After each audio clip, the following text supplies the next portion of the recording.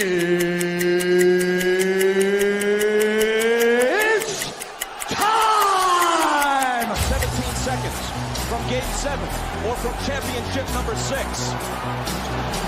Jordan, open. Chicago with the lead. Harper got a piece of it. It comes off. The Chicago Bulls have won their 6th NBA championship. Tying run at second, 2 out. Palmero over the head of Jenks. Uribe charges, throws, out! And the White Sox have won the World Series. To the far side around the 8-yard line to Hester. Under it and to the middle with the 15 to the 20, breaks free to the 25 to the 30 to the outside. 40, midfield, 40, 30 to the coast, 20, 15, Hester 5. Oh! Touchdown!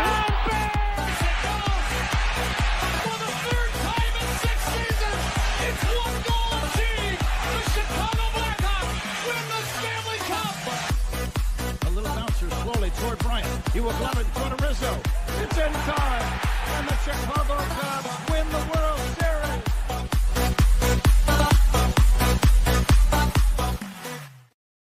What up, what up, what up? Welcome to Shawn and Maya in the morning on this Hump Day edition. I'm your boy, the SuperBack, Shawn Sierra. As you can hear, I'm a little under the weather. I've got a little frog in my throat. Thanks for tuning in. If you're watching us on Facebook Live, well, then I guess you found us on Facebook. And if you're not following us on Facebook, come on, baby. Go to Facebook, type in Sports Zone Chicago. Click the like button. Now you're following Sports Zone Chicago. Simple. But wait, there's more. Go to the show's page. Go to Shawn and Maya in the morning. Like that page as well. So not only will you get Shawn and Maya in the morning, not only will you get Sports Zone Chicago, but you get Shawn and Maya in the morning as well. If you're watching this on our YouTube channel, excellent. If you're not subscribed to our YouTube channel, for real, come on, man. Go to YouTube, type in Sports Zone Chicago, click the subscribe button. We'll also click the notification button. That's the little bell next to it. That'll let you know anytime a show for Sports Zone Chicago is going live. Get it? Got it? Good. Now, if you're watching this on our mobile app, please don't tell me you didn't know we had a mobile app. Come on, baby. What's wrong with you? All right. Keep up with the Joneses and them. Listen. Wherever you get your apps from, go there. It doesn't matter if it's iTunes or Google Play, Amazon, Walmart, Kmart, 7-Eleven, Zayre, Zemsky, Macy, Montgomery Ward, Woolworths, Weebles, Gold Blast. It doesn't matter. You go there, you type in Sports Zone Chicago, you download it, you take us with you on the go. So not only do you get Shawn and Maya in the morning 3 days a week, not only do you get our other live shows throughout the week, not only are they archived there like they are on Facebook and YouTube, but I'll tell you what, we give you a slew, and I mean a slew of articles, thanks to my man Clarence, Council to Third. Big up to Clarence for keeping you abreast of all articles Chicago sports related. Now, if you're watching this on a Roku channel, I like that kind of party, baby. If you don't know, you better ask somebody. Sports Zone Chicago, we have our own Roku channel. So if you have a Roku television in the house, do us this favor. Download Sports Zone Chicago's channel to your television. Okay, put us there next to the big boys, Netflix, Hulu, Apple, Prime, HBO Max, Disney Plus, Paramount Plus, Stars. Put them right there. Watch it on the big screen. How run the big screen, right, Mickey now. You can also tweet the show. Tweet us at Sports Zone Shy. That's CHI at Sports Zone Shy. Now, if you want to follow me, just me personally online. Want to know what I did? Let me tell you what I did. I made it nice and easy for you folks. Nice and easy. One handle for Facebook, Twitter, Instagram, Snapchat, and TikTok. All one handle at the Shawn Sierra. Man, we got a great show for you. But I need you to get interactive, man. Woo, chat is jumping. Leave a question or comment on whatever platform you're watching this on, whether it's Facebook, YouTube, or a mobile app. Leave a question or comment on that platform. It'll come up here in a thread. We'll put it up on the screen. We'll incorporate it into the show. And that, my peoples, is what makes this the best morning Chicago sports talk show around. And that's you. So bring them all, baby. Questions, comments, smart-ass remarks, because ain't nobody scared over here. Like The Rock said, baby, don't sing it. Just bring it. Let's check out the chat. Cornelius Swalls checking in early. What up, what up, what up, sports owners? Cornelius, thank you. Patty Lara's in the house. Says, what up, dear Shawn? Jeremiah says, hi, Jeremiah. That's what I'm talking about. Sean Walls, happy hump day, peeps. That's what I'm talking about. My man, Armando Emeterio Lara Jr. is in the house. Junior, what's up, buddy? Thanks for tuning in. I appreciate it. Black Diamond. Top of the morning. This feels weird. The Bears are functioning like a competent franchise. I'm saying. The hell's all that about? Live at least checking in. Says happy hump day, y'all. Thank you for tuning in, Levette. I appreciate it. Thank you very much. She said, what's up, Shawn? Listen, I don't know a lot about a lot, but I do know this. More of the usual suspects will chime in as the show goes on. That, my peoples, I can promise you. I don't know a lot about a lot, but I do know this. More of the usual suspects will chime in as the show goes on. That I can tell you. Let's see. There we go. Just doing something real quick. We got a great show for you, man. My man Rick Gonzalez checking in. Good morning, Papa. He says, good morning, boys and girls. King Book of World checking in. What's up, Papa? How are you? Thank you for tuning in. Excuse me, folks. Let's see. Let's check it out. At 9:30, we're going to see. I had Adam Chalifoux.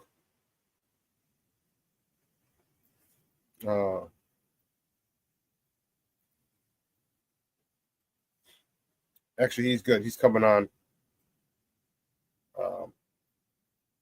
Yeah, he had something from his 9 to 5 gig, but he's good to go.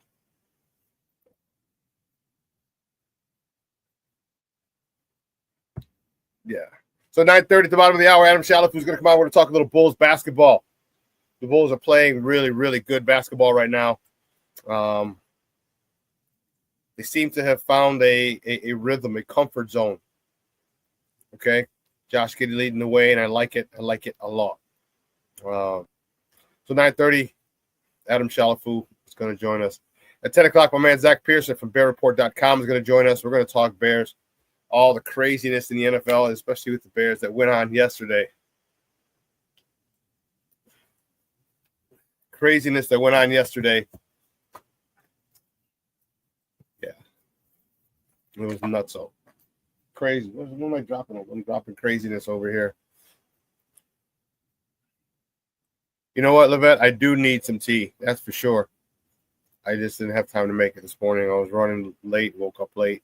I didn't have CrossFit this morning, so that's crazy. Junior says coffee and concha. So what's for breakfast? Very nice. Very nice.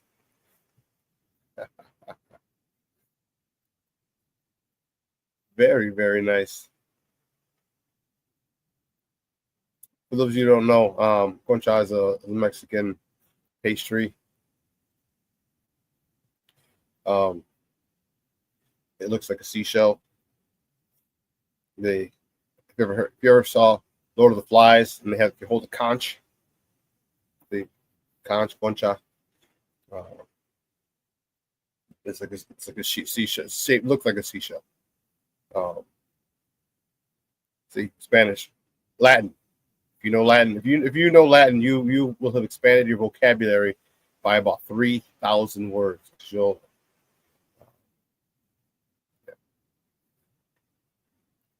Yeah. But anyway, so yeah, we got a good show. I'm fired up, man. It's gonna be fun. I'm gonna fight through this.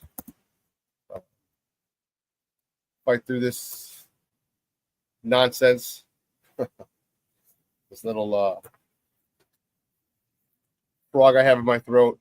I definitely got to fight through this, but I'll do it. No big deal. It's just no problem. Tomorrow. Oh.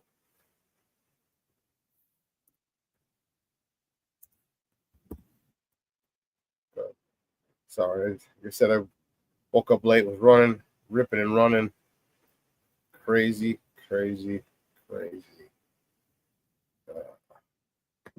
But I'm excited for what the Bears have done.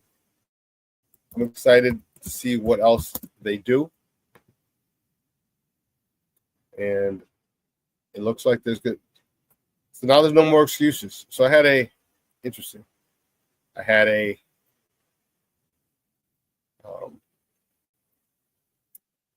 debate online. And sometimes I do it just for shits and giggles. All right. And a lot of times I do it to call out the hypocrisy of people. Bullshit of people. All right. And some guy, and it's amazing how people just feel the need to call people names. I don't know if you're mad at him, but you're gonna call me a loser or a clown. Like, come on, man. You know what I mean? Like, it's because and here's the thing, because we have different views. That's the thing that bothers. That's the thing that because there was a clip on, it was from ESPN 1000, and they were talking about, it was Cap and Hood, excuse me. And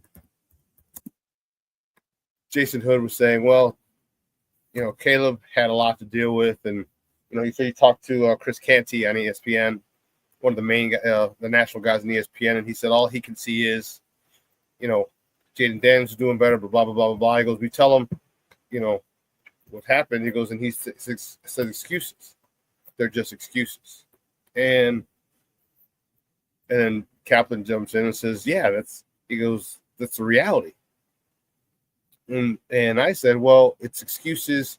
I said, those are football reasons, according to you, for a guy that you have an agenda that you want to push. But for the previous guy, they're excuses. For this guy that you want, there are reasons. For the other guy, they're excuses. And this dude kept going on, and it was interesting. And just, you know, it just bugs me. It annoys me, annoys me. You know, when the narrative fits or when the idea fits your narrative, how easily things change. How quickly things change. Okay, and then we were going back and forth about just nonsense and whatever. You know, and it's just don't sit there and say you don't have a narrative. Don't sit there and just be two-faced. Bottom line, right? When it affects you, when it's positively affects you, it's okay. But when it's not, and when it doesn't, then it's not. So it's just frustrating. I was a little frustrated with some Jamoke, and Rick, that's exactly what I'm saying. They would not say that shit to your face. I'm telling you, isn't it like? It's like the commercial we play at one of the commercial breaks.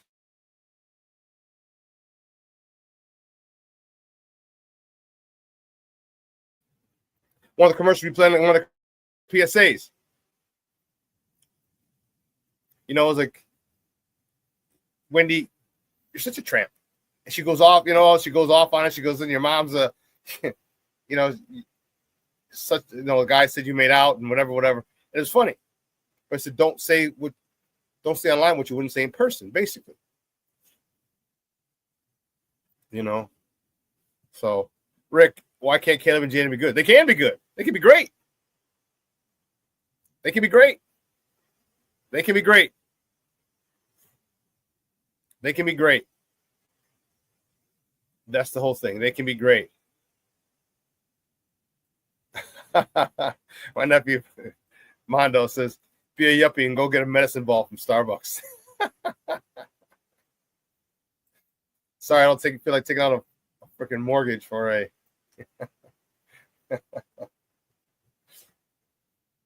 We'll see. I'll do something. I'll do something in the on the break and see.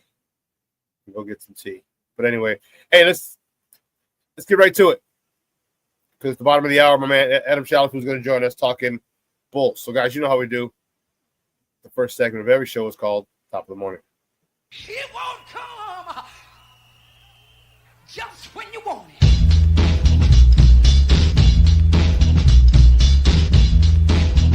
Top of the morning to you.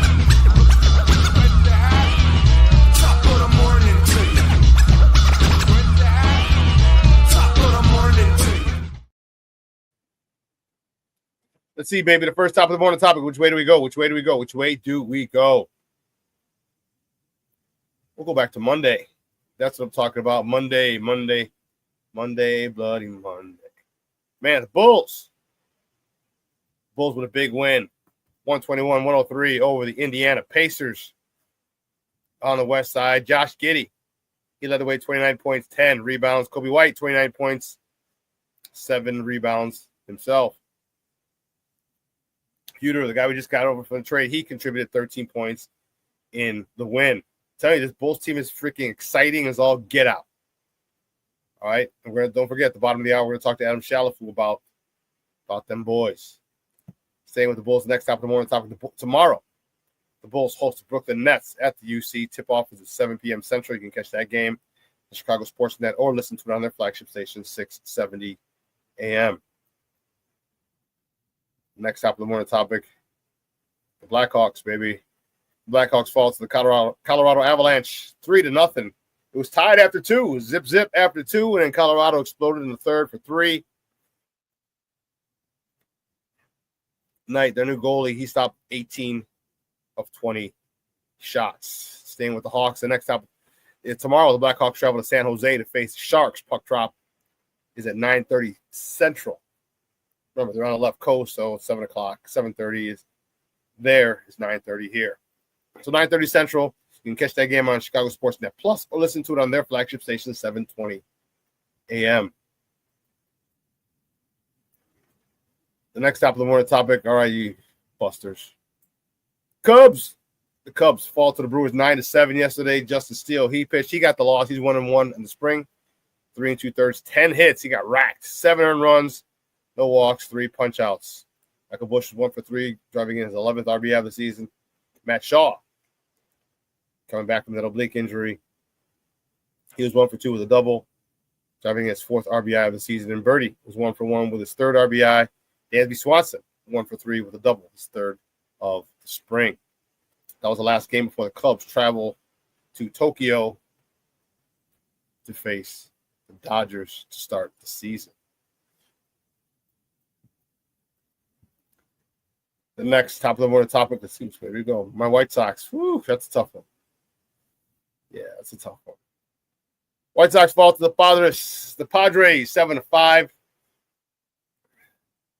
Cannon got the start. James Cannon got the start for the Sox. He got a no decision, 3 innings, 8 hits, 4 earned runs, no walks, 2 punch-outs. Bergoglio was 1 for 1 with a double, his 2nd of the spring, driving in his 4th and 5th runs of the year. Ramos was 1 for 1 with an RBI, his 1st of the spring. Mitchell was 1 for 3, driving in his 2nd RBI of the season. And Dominic Fletcher had an RBI on the day. That's his 4th of the spring. Staying with the Sox today. The White Sox host the California Angels, or the Los Angeles Angels of Anaheim, whatever you want to call them, whatever they call themselves nowadays. They host them at Camelback Ranch. First pitch is at 3:05 p.m. Central Time. You can catch that game on their flagship station, ESPN 1000. Now, the next top of the morning topic, man, oh man, oh man, did the Bears make a huge splash in free agency? Let me tell you something.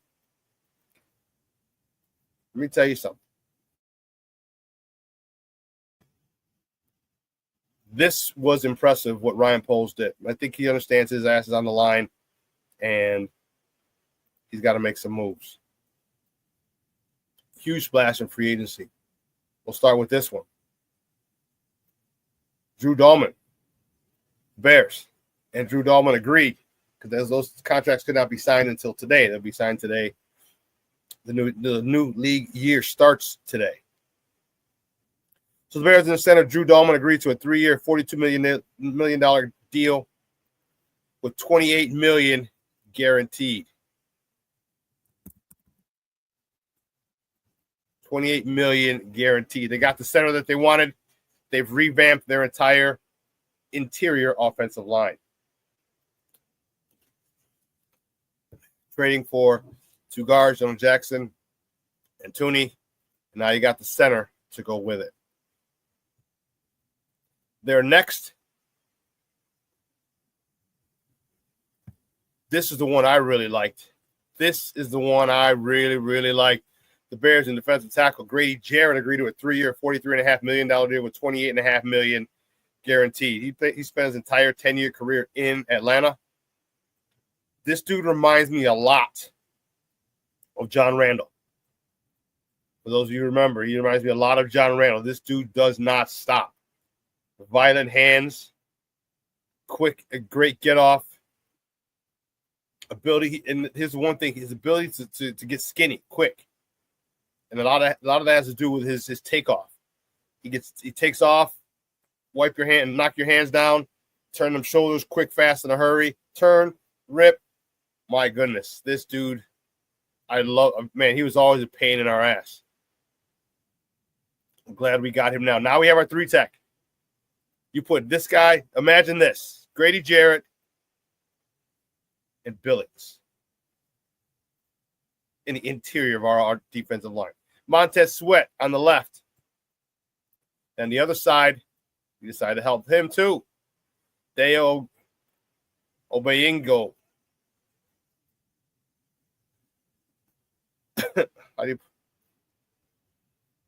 Obayingdo. Deo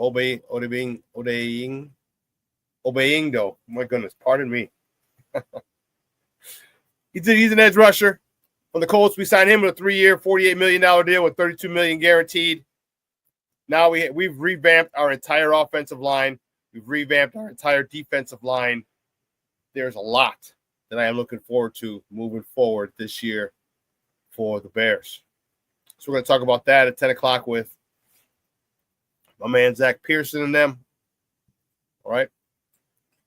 But what we're going to do right here, we're going to take a quick break. On the other side of the break, we're going to welcome my man Adam Chalifoux, coming to us from the road. He's on the road again. Coming to us from on the road. We're going to talk a little Bulls basketball. The Bulls are playing some special kind of basketball right now, and I kind of like it. Kind of. All right, so don't go anywhere, folks. Keep it locked right here. Shawn and Maya in the morning on Sports Zone Chicago.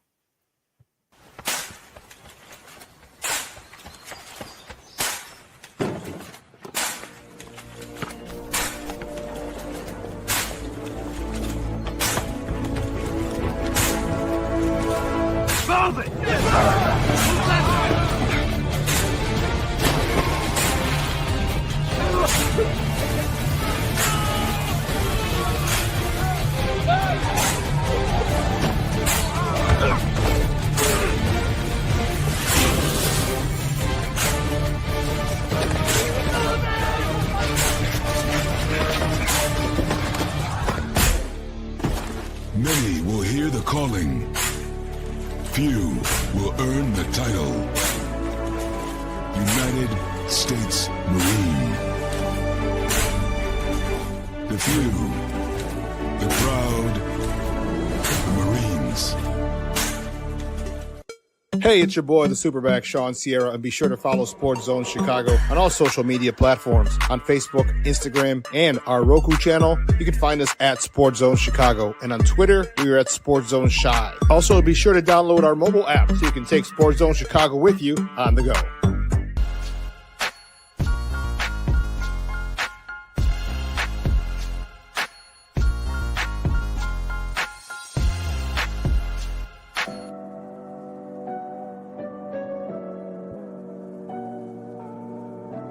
How do you take care of your mind health? For my mental health, I meditate in the mornings. I have my dogs. They're the best. I just find ways that help me just relax. Finding things that make me happy, like being close to my family. I meditate a lot and read books.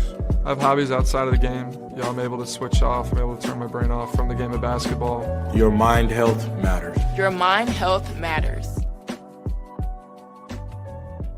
We are looking for a few heroes, mentors, trailblazers, innovators, a passion to change lives, spark curiosity, open hearts, and awaken minds, help students answer the question, who am I? This could be your calling, but this is no job. It's the journey of a lifetime. Be a hero. Be a teacher. Mental health and learning disorders don't discriminate. 17 million children and adolescents in the United States live with disorders like anxiety, depression, ADHD, and dyslexia. Less than half get the help they need to thrive. Help the Child Mind Institute change these children's lives. Visit childmind.org.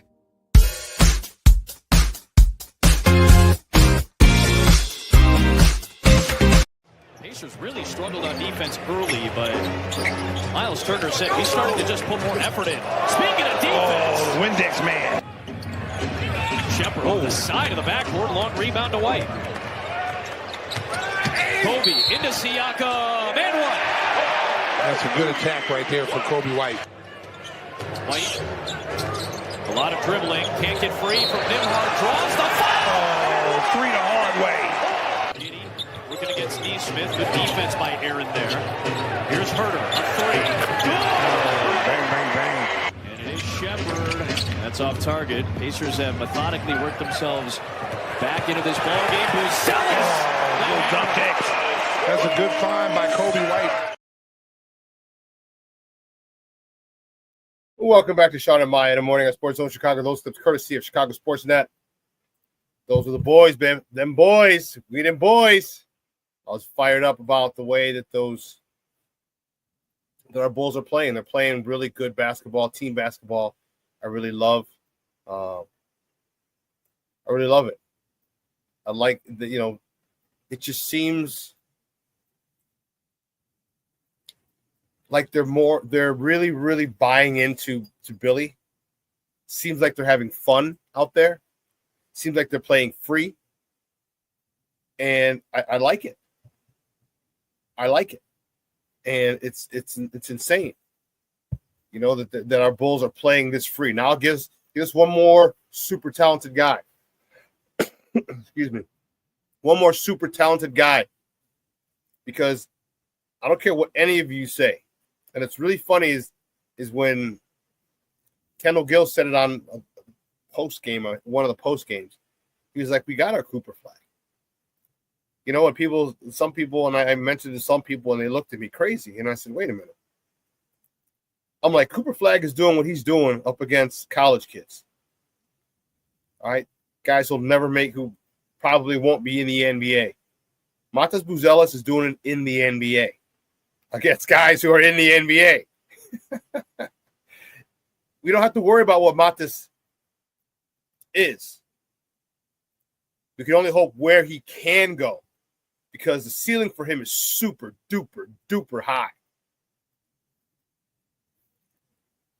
But enough Bulls talk by me.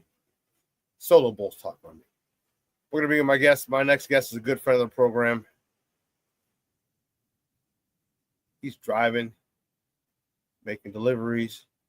I don't know what he's doing. He's heading home, I think. He is the host of the Running with the Bulls podcast. You can find him on Twitter at Fargo Faux. F-O-U-X. Fargo Faux. Guys, just welcome back to Shawn and Maya, Adam Chalifoux.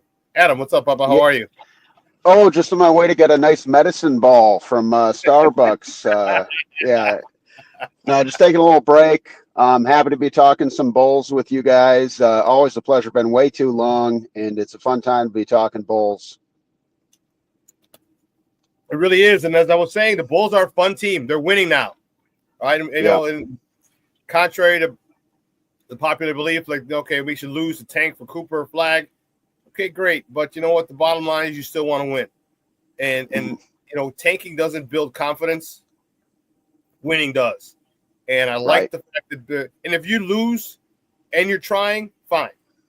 But they're not losing. They're winning with Billy and these youngsters. Talk about of these guys, and in particular, the guy that I did not like at all, Adam. I did not like him at all, and I mean crow fried hard with some extra mild sauce. Josh Giddey. I did not like his game. He was a little. He reminded me of Sunshine from Remember the Titans, little long hair, little Australian, little sissy looking type of dude. Complained all the time. Every time he didn't get a call, and he was like, "You know what? Hold my beer. Let me just flirt with a triple double every single game." Talk to me about those guys, especially Josh Giddey. Yeah, I love what you're saying about not trying to lose. I think it's one thing if you lose in fair nature. Like if you lose, you lose. But like you should never intentionally lose because it's really bad for culture, especially when you got a team of young guys. You saw what the Philadelphia 76ers were like, oh, trust the process, trust the process. The process was a lie. Where did that get them? You never want to lose. And this isn't just about sports. This is about integrity. This is about life. You have to go out there and you got to give it your all. Now, that being said, within the realm of the NBA, there are different layers of priority, let's call it, all right? And for the top priority for the Chicago Bulls right now, it has to be thinking about developing the young talent they have on their team. And they have done an excellent job at doing that post-trade deadline because they got some of those pieces out of the way. I don't think they got all the pieces out of the way, and I can touch on that too. But they gave the keys to Josh Giddey. Now, Shawn, we've been doing this a while. You know how I do. I keep it real. I admit when I'm wrong, and I love being right. And I was right about Giddey because here's the deal. They traded. People are like, oh, they lost the trade. It's not that black and white, my man. Yeah. Alex Caruso is a perfect fit for the Oklahoma City Thunder right now and what they needed and what stopped them from going as far as they wanted to last year. This is a team that could win a championship this year. Caruso, I believe 31, 32 years old. Like, he helps them now. If you take Alex Caruso and you replace Keith Bogans with him in 2011, the Bulls win a championship. But where the Bulls are now, Caruso didn't make sense. Giddey did. So here's the thing about Josh Giddey. We go back to the time of that trade. He's got some bad press. He had the weird situation on the Snapchat. We know what happened there. And he started to get some put in a bad light about that. Nothing ever came of it. And so I think it's fair to just like live and let live at this point. I don't want to get into all that. But from a basketball standpoint, people started to talk about him like he wasn't a good basketball player. And people talked about, oh, well, they sagged off him from the 3-point line. Well, when you're that young, it's okay to not have, look at Jason Kidd. He's actually one of the all-time leaders in 3-point field goals. He didn't start as a great shooter, but he started as a really, really good point guard. Jason Kidd was never a shooting guard.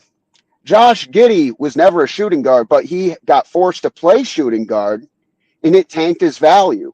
The Bulls benefited by that because they traded for Giddey when his value wasn't that high.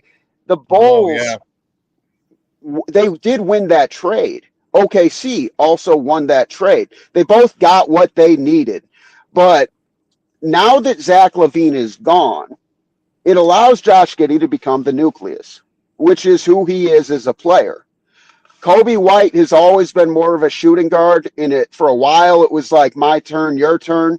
But Josh Giddey is so clearly the center of the offensive universe when he's on the floor for the Chicago Bulls. And that's what's made him special. That's what had international teams in the Olympics having fits because they couldn't contain this guy. Josh Giddey has to contain him. Right. And here's the thing is this dude's 6'8". So you got a 6'8", 22-year-old point guard. And, you know, like this guy's the Australian Magic Johnson lately. You know, he's getting a triple-double just about every night, or he's flirting with one. His numbers, he's averaging 11 more points per game since the All-Star break. This is a guy who really was like, you'd see glimpses of, okay, maybe they're going to use him, but they're finally letting him be Josh Giddey, and we're seeing what happens. And I think a lot of that, you talked about, you know, the young team playing together, playing team basketball. They got rid of some of the ball stoppers. And I think Zach LaVine, I'm happy for him. He's balling out in Sacramento. But there were just too many cooks in the kitchen, and the Bulls want to play with pace. And so you got to have Giddey kind of running the show there, and you got to give him a lot of credit. You also got to give some of the complementary pieces around him credit because they make each other good. And so it all comes down to the complementary pieces. Zach Collins is a guy who man. He should have stayed. Holy cow. Here's the deal. Here's the deal with Zach Collins. There's a lot of this happens with big men. And if you're a big man listening, you should probably listen to me because I'm 5'9" and I know what it's like. No, I don't. So maybe you don't listen to me. But in my opinion, in my uneducated opinion on big men, I've just been watching the game a long time, and I see these guys come out a little too soon. And Collins was really good at Gonzaga, but he was a lottery pick. You know, he went early in the draft, but he probably could have stayed a little longer in college, and he probably could have come into the NBA more ready. He didn't make the impact that was anticipated right off the front end of his career, and people started to change the way we talked about him. But we saw when Wembanyama was out for the San Antonio Spurs, however, was that Zach Collins was a guy who could walk into a double-double on a nightly basis if given the opportunity. It's going to be interesting to see if he's going to be the starting center for the rest of the season or if they're going to let Vucevic take that role back when he is fully recovered from, I believe it was a hamstring or a quad injury. I hope personally that they go with Collins because he has better feet. He is a very good passer, and he's similar to Vucevic as a three-point shooter. Bro. He's younger Vooch. He's a better defender than Vooch, and he's got better feet than Vooch. And like Vucevic, some of his offensive footwork, it's technician-like. He's extremely efficient down there, and I think that he's got a lot he could learn from Vucevic. But the fact of the matter, I believe he's 27 years old, Zach Collins. Like, the Bulls have players who make more sense to whatever their window winds up looking like when you start to shift away from, like, Vucevic is very much in the minority now. Like, DeRozan's gone, Levine is gone. These are guys who are early to mid-20s who are still on the up. And it gives the Bulls a very interesting opportunity now to actually get better sooner than they realized. And right now, you got a team that just won 3 in a row against teams ahead of them in the Eastern Conference. They're kind of locked into that play-in, which would have had me pulling my hair out a few weeks ago. But they own that pick now. San Antonio doesn't have that pick anymore, and that changes the conversation around what do we want this team to do now. Because for all the people saying, like, tank for Cooper Flag, what's the big difference going to be between, I don't know, like, pick 10 and pick 16? Is it going to be earth-shattering? If you're picking number 1, that's one thing, but you really got to suck to do that. The Bulls, a lot of things I've heard as far as the Giddey trade way back when was, they didn't get a first-round pick. The guy's 21 when you traded for him. Yeah. That is a first-round pick. And he's proven. He's playing like it, too. And who would you rather have? Tyrese Thomas, Marcus Fizer? We've seen early first-round picks go wrong. This is a dude who can play. This is a dude who's proven he can play. He just got his role changed. And it's important to consider the context within what happened to him in OKC. Because SGA, he might be the MVP of the year. And it's okay. Josh Giddey's not the best point guard when he was in OKC. He's the best point guard on the Bulls. And the Bulls are saying, hey, Josh, go be Josh. And we're seeing what that can be. But we can't hold it against him that he was played out of position in Oklahoma City. At the end of the day, the Bulls got a dude who's young enough to be a first-round pick, but instead of going in with, hey, this guy should be really good, it's this guy is really good, and if he's used the right way, he can be great. And so when we look at the big picture, what's Josh Giddey going to look like when he's 27 with a more developed, physically, Matas Buzelis? That's 5 years from now, dude. You realize that's 5 years, 5 seasons from now. He's going to be 27. How much greater is this kid going to be once he gets a little muscle, once he gets toned, once he gets stronger? What's he going to get comfortable? And what are those guys going to look like in 3 years? Because Kobe White's balling. Yeah. You know, like you removed Zach LaVine and it allowed for the growth because Kobe White's on fire. Josh Giddey's on fire. And those are complementary pieces because what the defense has to do to try to slow down Giddey opens up opportunities for White. Yeah. And then you throw in a guy, and I don't think the Bulls are done long term. I think eventually we're going to see a versatile big man that fits the vision a little bit better. But you can see Zach Collins bring in elements of what they can do in the high post, what they can do on the high screen, on the pick and pop, the pick and fade, and what secondary offense that can open up by all of a sudden you see backdoor cuts, you see things going on the outside of the wings, and you're having guys who can be secondary playmakers. You have a lot of guys who can dish it, and it's important to have a good passing center, in my opinion, for a team that wants to play the way the Bulls want to play, and a lot of that's ball movement. But you're seeing that now with what Collins is able to do in the high post and how that's opening up the other pieces. And so the Bulls, like on paper, maybe they got a little worse after the trade because they got rid of Zach LaVine, who I'll call a B plus player, but the accumulative GPA of the class has gotten higher because they have more good pieces, they have more functional depth, and it makes more basketball sense by allowing them to play this kind of basketball that has proven to be effective for them, which is taking a lot of threes, playing really fast, and keeping the defense on their heels for the full 48 minutes. And you see what happened against Indiana, and that's a great win because Indiana, I've been talking to you for like 2 years about Bulls got to look at Indiana, Bulls got to look at Indiana and what they were doing route. The Bulls don't have their Pascal Siakam. Maybe they do. Maybe that could be Matas Buzelis. Let's be real. But they're able to – Indiana's a little further along in like what they want to do, but you can kind of see things starting to come together. And the Bulls just beat Indiana at their own game.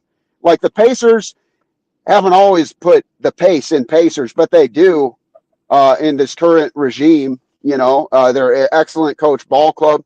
And so are the Bulls. Like you're starting to see things kind of work where they can beat a team who wants to play fast, and they got enough stops on defense. And they're still a pretty bad defensive team. I'd like to see that improve, but they have an identity, and it's working. And it's time to give flowers to Josh Giddey. And some people, sounds like you, maybe Shawn, got to write him an apology letter because this guy was getting slandered. I knew. I was all against Josh Giddey.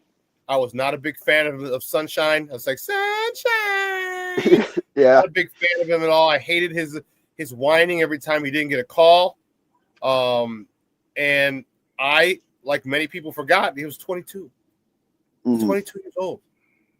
He's literally fresh out of college, what he would be, but he's got time in the league. And he needed time to adjust to his teammates. He needed time to adjust without having a big score like Zach LaVine. He needed time. Okay, who can I get to? Who am I gonna look for? Who's gonna be my trailer? Who do I know is gonna be here when I'm running a break? Who do I know is gonna hop in the corner? So he had the skill set of his teammates, so he knew how to make them. How the hell do you think he gets out damn near 10 assists a game? Because he understands what his teammates can do, and he puts them in position to do what they do best, and that's what I love about him. And again, I'm first in line in the Josh Giddey apology line, and that's me because I was all over him, did not like him, and he's like, "Here, hold my beer. I got something to show you, Shawn." And he showed me something big time, and I guess I can't wait till he gets stronger. I can't wait till he gets a little more experience, and not that he doesn't have experience. I just want more experience when he hits his prime. One of the questions I wanted to ask you. You talked about Zach Collins going to Gonzaga on a lottery pick. Do you think it would behoove young men, or will now, due to the transfer portal and NIL, if they stay in college a little longer, 2 to 3 years, so when they come out, they actually are fundamentally sound? Because we're dealing with kids who go to AAU on a high school team. They're usually not asking you to play defense on your high school team because you're the best guy on the team. AAU defense is frowned upon. You go to 1 year, you can't really instill all the defensive nuances in 1 year wherever you're at. Do you think that it'll behoove players to stay longer to get fundamentally sound when you come in the league? You don't, because there's no time to train you. There's no time to work to develop you in the league. It's tough. No practice times. So give me your thoughts on you think players may stay a little longer thanks to the NIL. I think it depends on the player. I think it depends on how much money they're making, how much potential they see to make, and having the right people in their corner. A really good example I can tell you firsthand about is Grant Nelson, who we remember being a monster in the NCAA tournament for Alabama. So Grant Nelson transferred out of North Dakota State University. I covered him for 2 years up here in Fargo, and I was like, this kid's really special. And a lot of and this is what you got to understand is like, what's the noise around this player? So the noise around Zach, excuse me, not Zach, but Grant Nelson in Fargo was, oh, this guy's going to be a late round pick in the NBA draft. And I'm a guy who's covered Pac-12. I'm a guy who's covered Big East college basketball. And I looked at some of my, my peers. I'm like, bro, you just haven't covered it like I have, because he's not ready. He's not ready. And it's one thing if you're the best player in like the Mountain West, or you're the best player, whatever, in some mid-major conference. And he got an opportunity to go to an SEC school. And I believe Coach Oakes is the guy at Alabama. He's done a really nice job, but he's still getting to the point where he's facing tougher competition. And you're seeing that more and more. It's really changed the way mid-major guys are moving. A guy who just entered the transfer portal yesterday is Trayson Eaglestaff out of University of North Dakota. He dropped 40 on Alabama earlier this season, and he dropped 51 on South Dakota State last week. So this guy, elite sharpshooter, I'm not going to go down the rabbit hole on him, but you're seeing these guys kind of prove it at mid-major programs, and it makes you wonder what would happen to a guy like Gordon Hayward when Butler really, because, Gordon Hayward helped establish Butler, but Butler wasn't respected the way that they are now prior to Gordon Hayward. But if you go back and you ask yourself, okay, well, like, how would the Gordon Hayward trajectory pan out? Maybe Gordon Hayward's at Duke. You know what I mean? After a few years at Butler. And so I think you're seeing people use the transfer portal to up their stock. But I think when you look at the guys who are there for a year to now get a bag, an NIL, and then get a bigger bag in the NBA, it just has to be case by case. I don't think there's a culture that necessarily points in one direction as far as like the college basketball players as a whole. But I think you're seeing different trends operating for different demographics, if you will, simultaneously. And so I do think that the one and done guys, the smart ones, they should stay. And we'll see if they have the right people in their corner to say, hey, dude, you just had a great season, but like, are you ready for Nikola Jokic? Maybe we can work with you another year. And those guys can be smart about that. Like Cooper Flagg, he's league ready, but I think that we see so many big men fail at the next level, or it takes them so long to get good that their opportunity kind of passes them by. And I think that people are like, because so many of the top picks are like 19 now, and I think it makes it a little scarier for someone who's entering a sophomore or a junior season, and they're like, oh, is this actually going to hurt my value? But I would advise someone to consider, how ready are you to be in the league? Because you're dealing with grown-ass men in the league. You're not dealing with walk-ons and freshmen and sophomore and junior. And that's why when guys come in at 19, they struggle because you're physically not able to handle and deal with people in the league. These guys have been there 4, 6, 8, 10 years. These are some strong-ass dudes. These are some strong-ass dudes. Your body your body just hasn't been able to grow. It's just Matas Buzelis is a great example of that. He struggled. Yes. He struggled a lot at the beginning of the year, and he was a G League guy. And he played against grown men because he was in the G League, and it's a lot of guys. I mean, you have your occasional, Isaiah Thomas or whatever, someone who's like trying to get back into the league. You have some of those guys, but by and large, that's a lot of guys in their early 20s who are trying to get their shot into the NBA. But Matas struggled with the physicality, and I think that like you have so many different systems and a lot of pro system type styles in college basketball, but what is going to most prepare you? And so it comes back to like the Trace Neagle staff and the kid at Alabama now, Grant Nelson, where it is worth considering, like, if I transfer, is it going to help me become more ready for the NBA? Like Grant, he declared for the draft, and similarly, and I'm glad that the NBA has these rules in place. Similarly, Eagle staff, he's going to declare to the draft, but he doesn't have to enter the draft necessarily. He can go back. He still maintains his eligibility, which I love that, because it provides these young men more flexibility where you might not make a decision that could frankly ruin the trajectory of your life, because what happens, you think you got all your yes men around you saying, oh yeah, bro, you're going number 21. You're a stud. Oh yeah. And then give me some money for my medicine ball from Starbucks, and they say, all the right things to this dude. And this guy's, oh yeah, because that's the world he lives in. Yeah, but the reality check is then you don't get picked and the second round goes by and you're over there pouting like you're Johnny Manziel. Come take me, bro. And no one wants to take you because you're not ready.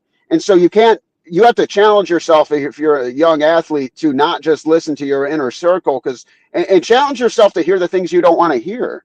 And so, because like at the end of the day, those NBA scouts, man, they're looking for someone who they can develop, but they don't want a project. Yeah, and so like what can you do? Be ready.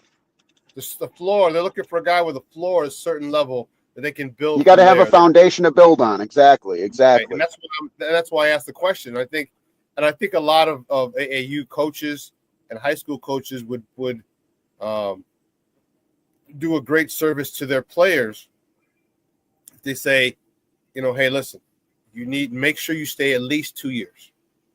All right. Get fun. If you had to say 3, then 3. You're getting getting the bag. You're getting some money. You're getting this. You know what I mean. So you're not hurting. And if you got to take care of moms, you got money to break off moms and whatever, get her out of whatever situation she's in. All right. But you need the fundamentals because what that does when you go in fundamentally sound, that puts years on the end of your career. Mm-hmm.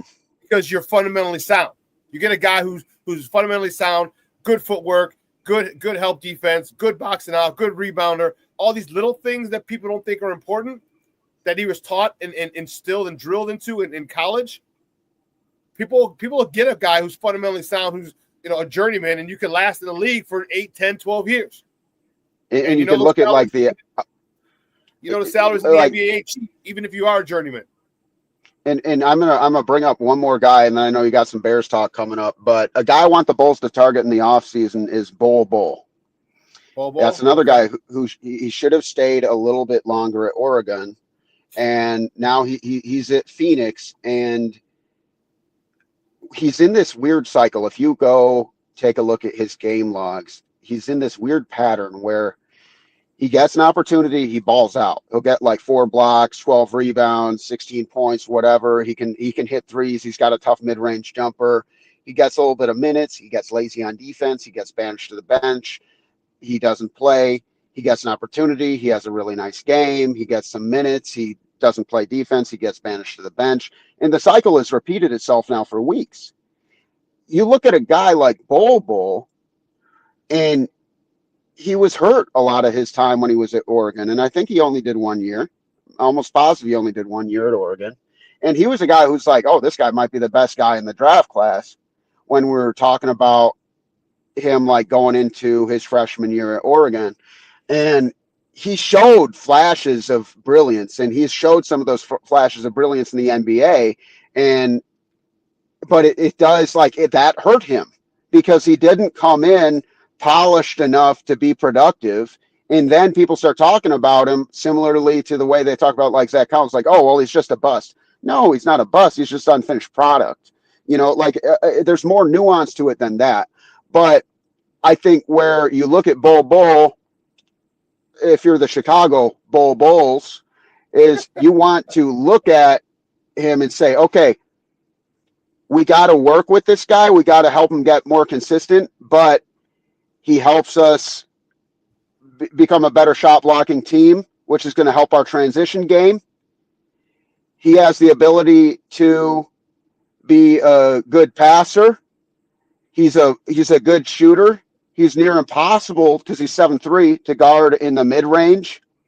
And this is a guy we can run at the 4 or the 5, and is going to be complementary to a guy like Josh Giddey, Kobe White, etc. As the team looks to become more long and athletic, but continue to implement the style of play that is where pace is most important. So you got to look at guys who can kind of fit into that, but take advantage of another team's impatience. That's what we did with Collins. It's working. That's what we did with Giddey. It's working. And so, don't go get Jahlil Okafor because he is a bust. But go get someone who fits and someone you can say, hey, I see an opportunity to grow. Let's get you in the gym. Let's get you in the weight room. And let's work on being a little bit more consistent on defense. And it doesn't have to work overnight. But when you start to think about, is Josh Giddey is the true nucleus of this team, and I think being a point guard of that ability, it's fair to consider a reality that he could be the main building piece. And you start to think about, okay, well, when Josh is 25, where do we want to be? And then you can consider a guy like Bull. Another guy, check out Santi Aldama, who's a restricted free agent for Memphis. But I'm talking about big men. I said they're not done with the big men. Big men who can shoot the three, who can dribble the basketball, who can play versatile. And I don't think you need to go completely positionless because you have such a great facilitating point guard. But everybody on that Bulls team needs to be able to move the ball for them to maintain the identity that's been working for them in this little win streak, in this little hot streak they've been working with. But, yeah, Shawn, I just think that, be ready. Don't hurt your stock. To tie it all back to answer your question, don't be overzealous. Be real with yourself about, am I truly ready for the NBA? Go do your workouts. Go play against some of those NBA dudes. And if you aren't ready, then go get your education, man. Go get tons of ass and have an awesome time in college. Let's be real, dude. You got it made, and now you're getting paid. How crazy do you got to be? If I'm looking at I made crap out of college, man. My first job, I was making $10.50 an hour, and I was a sports anchor in Montana. And that's the reality for a lot of dudes who chase their dreams. For these college athletes, you got to make 6 figures. You look at the house Travis Hunter lived in. He's got a mansion in Boulder, Colorado. Why would you go pro? I know that's different. That's football. But if you are able to live on your own and you're 20 years old and you're financially independent, then, hey, Mom, I'll get you that house when I'm 24. Here's a few Benjamins to hold you over for now. Do what you got to do, but you got to consider your development and make sure you're ready, because the NBA is not a patient league. They want you to be good enough now. And you look at a guy like Bull. I just talked about how he could really fit for the Bulls. He could also be out of the league. Yeah. That's the reality of the situation, because Adam, people are not patient. I got to run. I appreciate the time, but do me a favor. Let everyone know before you go. Let everyone know where they can find you and your work online. Running with the Bulls podcast. We're on Spotify. We're on Apple, wherever you listen. We're back. We're having a great season in the rebound year. Appreciate all the listens. If you like it, tell a friend, share it. And thank you. You can follow me on Twitter at FargoFoo. That's Fargo and then FOUX. Thanks, Shawn. Appreciate you having me on. Great stuff, buddy. We'll talk soon. Sounds good. All righty. Guys, that's Adam Chalifoux up in Fargo, North Dakota. Man, talking Bulls basketball. Crazy, crazy, crazy. I'm telling you, I'm Josh Giddey. I was wrong. I was wrong. I have no qualms, no excuses, no nothing. I was wrong. You proved me wrong. You're playing like a freaking stud, flirting with a God blessed triple-double every night. What the hell is that? I love it. I love it. But listen, let's take a quick break. Won't be too long. On the other side of the break, we're going to talk to my man, Zack Pearson, about some Bears made some moves yesterday or Monday. Is it Monday? Yeah, Monday. Bears made some moves the other day. We were all excited, happy when the league period began. And how happy are you? How excited are you now? How comfortable are you now moving in? You haven't even hit the draft yet. But how excited and comfortable are you moving into this 2025 season with just the stuff we got in trades and illegal tampering period? So we're going to talk to my man Zack Pearson on the other side of a quick break. So don't go anywhere, folks. Keep it locked right here. Shawn Maya in the morning on Sports Zone Chicago. Hey, it's your boy, the Superback, Shawn Sierra, and be sure to follow Sports Zone Chicago on all social media platforms on Facebook, Instagram, and our Roku channel. You can find us at Sports Zone Chicago, and on Twitter, we are at Sports Zone Shy. Also, be sure to download our mobile app so you can take Sports Zone Chicago with you on the go. Time out. How are you feeling right now? Happy? Excited? Angry? Overwhelmed? One of the best things you can do for your mind health is to name what you're feeling. It can sharpen your awareness and help you talk about your feelings with someone you trust. Here are 3 questions to ask yourself. Where are your thoughts right now? In the past, the present, the future? Do you notice any sensations in your body? Is your heart beating fast? Is there a flutter in your stomach? Or are you fully relaxed? What do you need right now? Time with others? Time to yourself? Remember, there's power in this awareness. So find ways to identify what you're feeling today.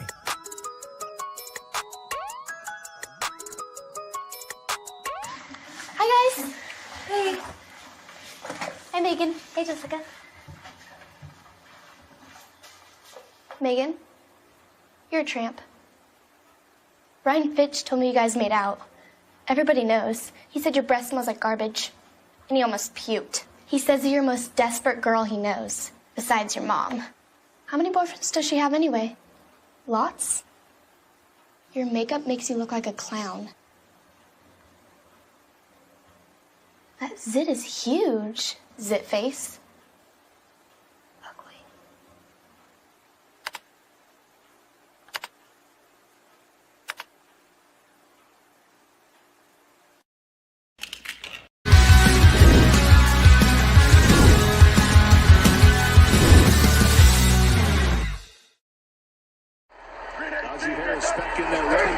Takes the fake with an end around. Here comes Pickens. That thing is covered well. There's nowhere to go. He's surrounded and dropped back at the 40-yard line. Welcome back, Grady. Can the leash off a little bit and let Justin Fields throw the ball downfield. Typically that's been to Pickens. Let's see here. He's in trouble. He is sacked. Those are the 2 guys that they have high hopes for. Adding Matthew Judon, trading him for a 3rd-round pick from New England, and of course Grady Jarrett coming back from injury. Barkley, well played. Grady Jarrett. This is how we've been excited to see come back to his game. You see that quickness that he has, an ability to use his hands and get away from the offensive lineman. Coming off that ACL week 8 last year against Tennessee into that backfield, and he said he's down, but just good quickness at time. Welcome back to Shawn and Maya in the morning on Sports Zone Chicago, ESPN, and Prime. It's Grady Jarrett. That one was the biggest surprise of the day for me on Monday. I was just, don't get me wrong, pleasantly surprised.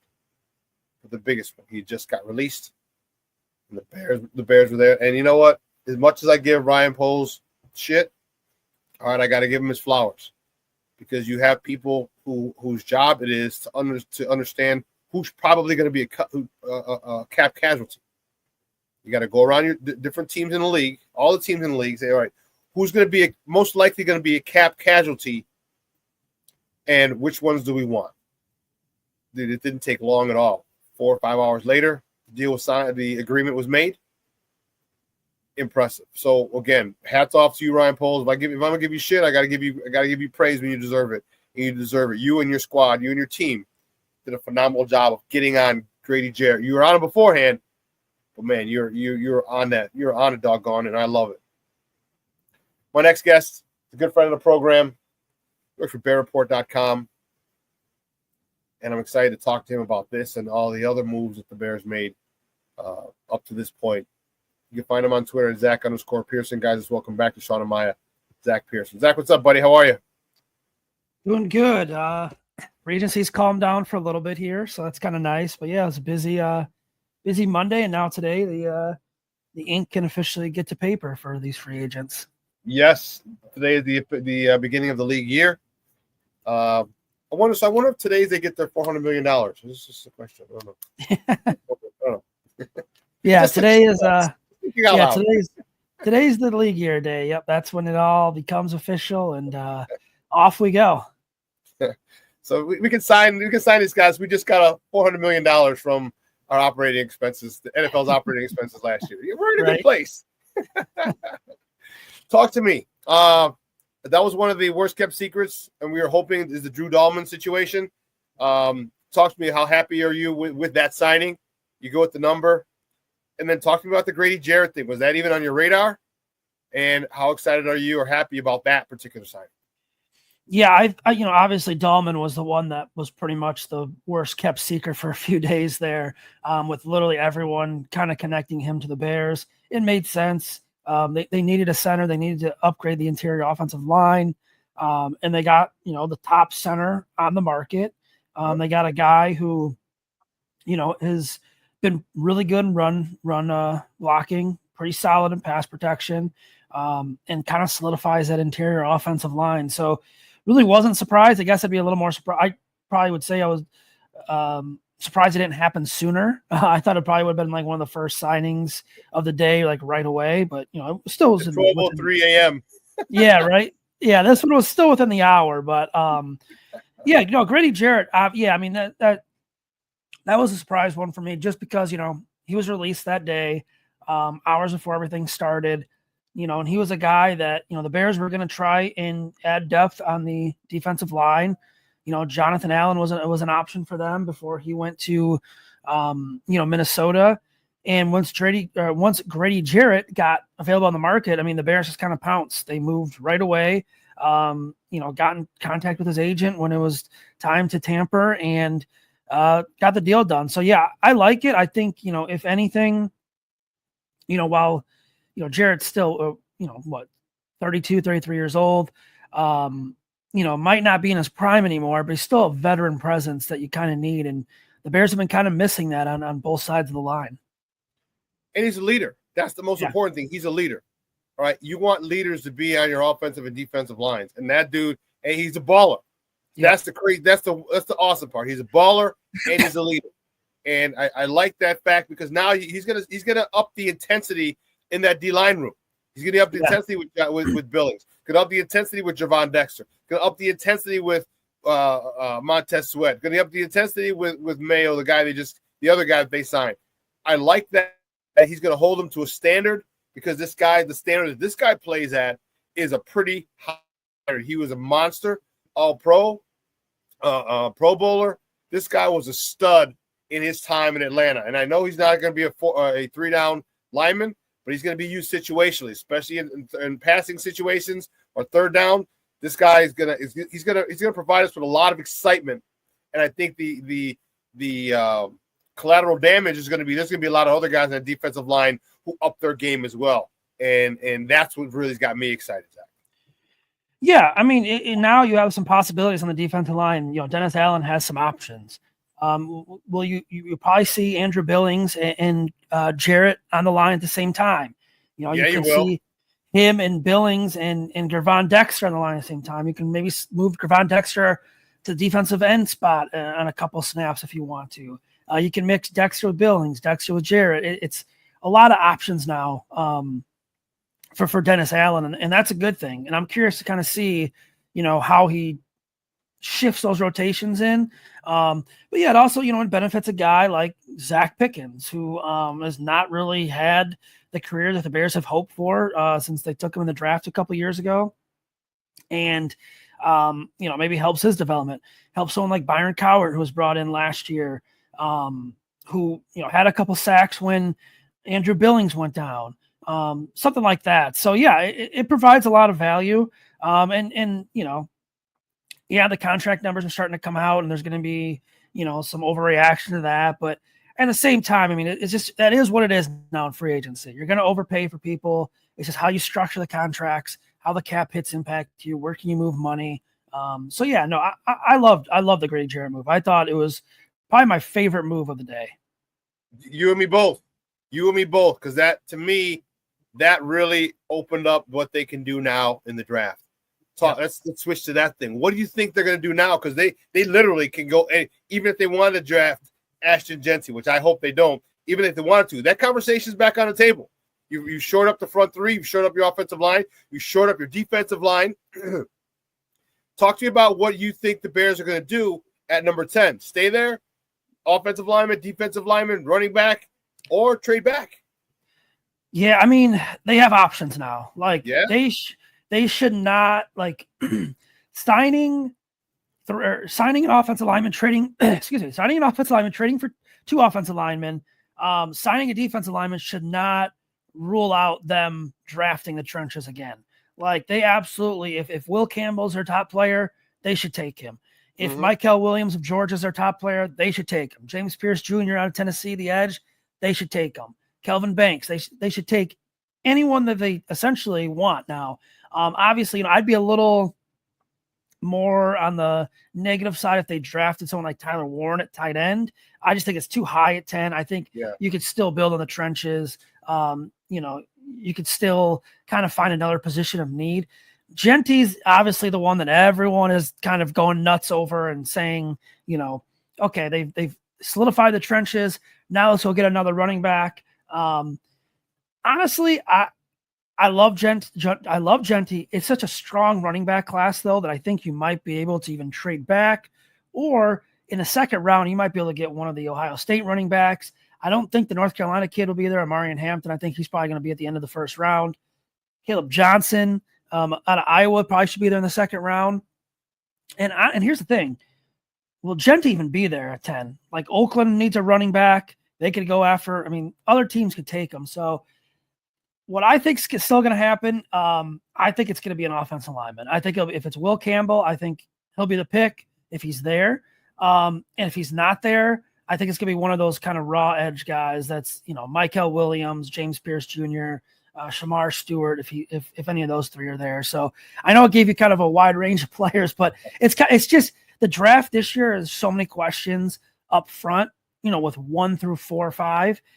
And now, even Adam Schefter said at 10, you could get a player in the 30s that you could have probably got at 10, essentially, if the board kind of falls. Just because of the talent. There's no surefire thing at all in this draft. Last year, we knew it was Caleb Williams, Jane Daniels, Drake May. You knew those three were going to go in the first 3. Then you knew it was probably going to be a wide receiver or 2 after. So it's really not like that this year. So I think that kind of benefits the Bears because it gives them more options to attack those needs. So I still think trenches. I'd be, shocked if it wasn't trenches. I'd be more shocked if it was a tight end. I could even see Will Johnson, the defensive back, being in play at 10. I wouldn't go that route, but I could see him being in play there too. I agree with you, man, completely. Give me some more help. If you got Will Campbell or Banks, all right, give me that because we have, and for the reasons you stated, deep running back class. Yeah. All right, I've been on an apology tour, man. DeAndre Swift, all right, he was a lot better between the tackles than I gave him credit for. A lot better. All right, a lot of his runs, and he had outside zones and things like that where he scored, great. But he also had zones. He also had inside handoffs, gap plays, where he shakes the linebacker, hurdles the linebacker, and keeps going. All right, his run between the tackles was something that I did not expect from him. So I really think that you short up that interior. if you want to go, you still go get Hogs. You can get you talked about the other good running backs. I do like Omarion Hampton from Carolina, but he probably won't be there. Judkins, Travion Henderson, Caleb Johnson, the kid. There's another kid from RJ Harvey from UCF. He's another one. There's quite a few, and I think the Bears are in a good spot. I personally don't want to take Jensen. I'm not as high on him as everybody is. His lateral movement isn't what I would like. His top end speed isn't what I would like for someone to take a 10. His balance is amazing. Don't hit him up top and expect him to fall over. That's not happening. That ain't happening. Excuse me. I hope that they continue to invest in that offensive line, because one is going to be, I shouldn't say cheap, but you know how much this guy's going to cost you for the next 5 years. Yeah. You know what I mean? So that's what I give me offensive or defensive line, if you like Pierce or somebody.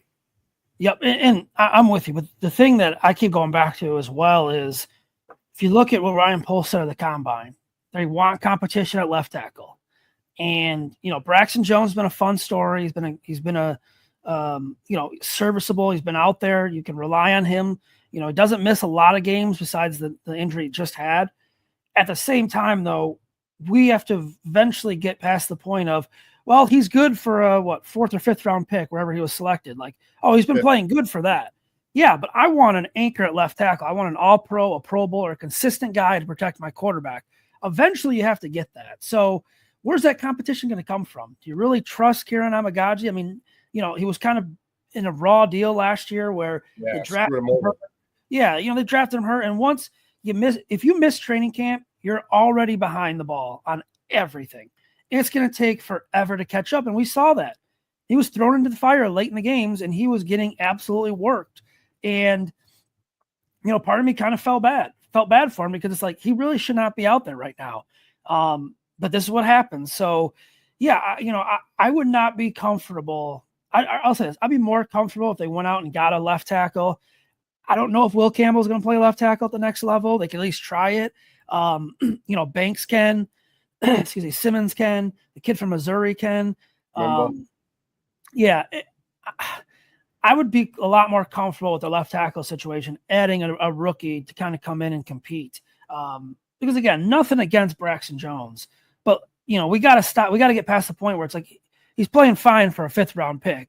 Yeah, I need an anchor on that left tackle. They may not need to find a Penei Sewell, but give me something that's close. You know what I mean? Like, give me something, because if you could pair him with Braxton Jones on those edges for 5, 6, 7 more years, and then you got Drew Dahlman, maybe you take another young guard at left guard when Tooney leaves. He can kind of sit and learn behind him. I think you're set. And same thing with right guard. I'd still like to see them get a little younger at both guards for the future. I'm fine this year with them, but for the future, get a little younger there too. So I still think, and defensive line too, like Montez Sweat's not going to be here forever, ever. He's been here for a long time. And you still, even with the recent signing, you still have a little bit of question mark with the pass rush. Go out and get a young guy with some traits that can kind of come in and develop as well. Yeah, guys, we're joined by Zack Pearson from BearReport.com, talking Bears football here on Shawn and Maya in the morning on Sports Zone Chicago. Yeah, I agree. You just cannot get too many, and that because you cannot get too many talented players. Yeah. All right, give me guys like you said. Now you can go get a guy in the 2nd round who might not be ready, but Shawn was good at the last level. But he can with some development, and then you got 2 good guards. I want those guards. I'm okay. And truth be told, I'm okay. And what real Bear fans said, well, first said Braxton's fine for this year. Then he said I'd still take a left tackle if we trade back. But anyway, I'm okay. If I had to stay with Braxton Jones, I'm okay with him for 1 more year. I'm okay with it. I'd rather not, but I'm okay with it. I'm not gonna. But man, give me some guys behind those guards. Give me some guys. Give me some guys who in about 2 years, in 26, 27. They're gonna step up, and it's gonna be seamless, the transition from this O-line to that O-line, because that's what good teams do. Look at Philly. All right, Lane Johnson, and then who was the guy that the Bears had, the big left tackle? When was it? A couple years ago, they had the big left tackle who played tight end. He started off as a tight end in his career. Yeah, I know you're talking about. Yeah, and then they God. Yeah, are you talking Charles Leno? No. No, he was a mammoth dude for the Eagles, a left tackle. Jason Peters, thank you, Black Diamond. Yes, Peters, thank you, Black Diamond. Jason Peters, then Lane Johnson takes over. All right, then Kelsey, leaves, and now they got the other guy, this new guy. I love it. That's what you need to do. That's what this Bears team needs to do. You can get, if you're happy with quarterback, you go to the quarterback. You can get running back. Running backs are a dime a dozen. Yeah. You got wide receivers. Continue to build and fortify the offensive and defensive line because that's what's going to sustain you. Because it doesn't matter who's at running back. It really doesn't. There's so many good ones. And if you don't have a good offensive line, it doesn't really matter unless you're Barry Sanders. And there ain't no Barry Sanders in this draft or in the NFL at this particular point. And there's going to be running backs down the line, too. Every year we're talking about – I mean, I hate to throw the word out generational. And I think Ashton Genty is going to be really damn good. We said generational about Bijan Robinson. Saquon Barkley's probably the last back that actually has kind of lived up to that. Yeah. Yeah. And Ezekiel Elliott was generational too. And he had 3 to 4 really good years. And, running backs, a lot of wear and tear. There's always ones that come up. I mean, they're churning them out of college like crazy. A lot of colleges use 2 to 3 running backs, at a time in their offenses. It's evolving, it's changing. And like I said, you could find more running backs. And I like Genty. I watched him a lot. I still think Amarian Hampton could be just as good at the NFL level. Honestly, I'd probably prefer him later on if he fell rather than taking a running back at 10. I'm not going to get mad at Genty, though. I could definitely see it. To me, though, that still feels more like a luxury pick in a way. Yeah. And we saw what luxury picks did last year. I mean, Troy Taylor had a fantastic year. You don't want him punting that much, obviously. And I'm not saying the pick was wrong, but it was a pick where you felt like, okay, we could trade up or we can get a punter here where we still have other needs. Kieran was a luxury pick. You're taking a kid with an injury out of, an Ivy League school. Mm-hmm. Kind of felt like it felt like picks like we were saying the Eagles would make, the Chiefs would make because they can afford that. Genty would be a Ben Johnson pick, 100%. Would be 100% a Ben Johnson pick. Yeah, I agree. I don't know. I hope Ben Johnson doesn't make that decision or doesn't influence that way. Yeah.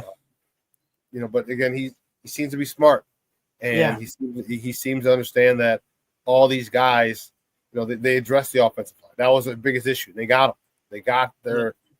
So now I hope it continues to say, hey, let's continue to build there and go there. Talk to me. I want to hear your thoughts on where you think Caleb can go this year. All right, this guy's going to be here for a minute. All right, I'm talking Ben Johnson. He's going to be here for a minute. And the most important thing is this offense is going to be built specifically, custom tailor-made. I said it on Monday. They're going to take out the measuring tape here. We'll see your chest, your arm, your neck. Everything custom made for him. Yeah. How well do you think Caleb does in his first season? Obviously, we know there's going to be some growing pains and learning the new offense. But how well do you think Caleb comes out, and how well do you think he plays this year? And I'll preface this by saying this is not in any way negative. And this is not a negative thing about Caleb Williams or anything. All the moves the Bears have made, all the moves they're going to make in the draft are going to be solely based on we're building around our young quarterback, our franchise guy, but we still need him to take the next step. He's got to take that next step this year. If he doesn't, Bears could be in a little bit of trouble. We saw flashes last year of what he could do. We saw some rookie mistakes. He was sacked, 68 times? Not all on him, not all on the offensive line. There were some on him, though. Held the ball a little too long at times. Got to kind of get rid of it. And I think as the season went on, especially in that Green Bay game, I feel like we kind of saw that a little more of him getting rid of it quicker, kind of having that internal clock in his head, knowing when I got to get rid of the football, what's there, what's not there, where my routes are, kind of freestyling a little bit. That last play to DJ Moore when they communicated before the play and he saw he had the coverage over the middle. That's all positives. And I think Caleb's got every physical tool. I think he's going to be fine. I think he's going to be good. But if he doesn't take that next step, it's going to set this back a little bit. So the good news is he's a hard worker. We can't, we could throw away everything that was said last year about him. I still don't know why it was said, but he's a hard worker. He's already working. He's going to spend the offseason together with some teammates, some wide receivers. And he's got Ben Johnson now. And he doesn't have coaching hampering him again. And I think last year when you look at the Bears, the biggest issues I would say is coaching was number one. The play of the interior line was number two. And then you go on the list of other things. Those two things are now fixed, in my opinion. The top two things are now fixed. So Caleb has every, I don't want to say like advantage, but every tool now to kind of help him succeed in year two. And it should look a lot cleaner, especially if they bring back Keenan Allen. You finally get another year with him. You kind of understand it. I felt like that connection never really blossomed.